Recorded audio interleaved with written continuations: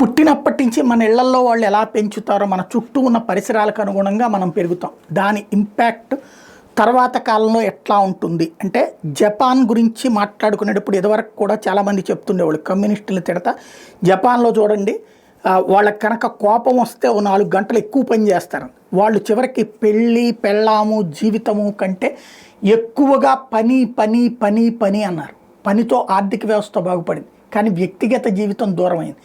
క్రమంగా పిల్లల్ని కనడం మానేశారు, పిల్లల్ని కనడం తగ్గించారు, తొలినాళ్లలో కనడం మానేశారు. ఆ తర్వాత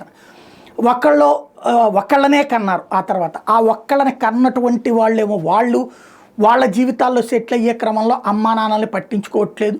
అట్లాగే వీళ్ళు వృద్ధాప్యంలోకి వచ్చాక ఏం చెయ్యాలో అర్థం కావట్లేదు.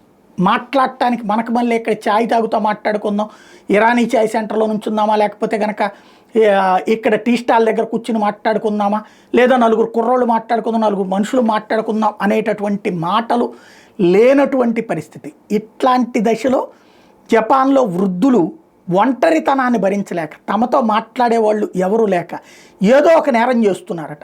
ఎందుకు ఈ నేరాలు చేస్తున్నారంటే, నేరం చేసినప్పుడు జైలుకి పంపిస్తారు కాబట్టి ఆ జైల్లో 10 మందితో కూర్చుని మాట్లాడుకోవచ్చు అని చెప్పి నేరం చేస్తున్నామని వాళ్ళు ఇస్తున్నటువంటి స్టేట్మెంట్లు చూస్తే బిత్తరపోవడం జపాన్ ప్రభుత్వపు వంతు అవుతుంది. ఉద్దేశపూర్వకంగా ప్రయత్నపూర్వకంగా నేరాలు చేసి పట్టుబడి జైళ్ళకి వెళ్తున్నటువంటి వాళ్ళలో పురుషుల కంటే మహిళలు అధికంగా ఉండటం మరింత ఆందోళన కలిగించే పరిణామం.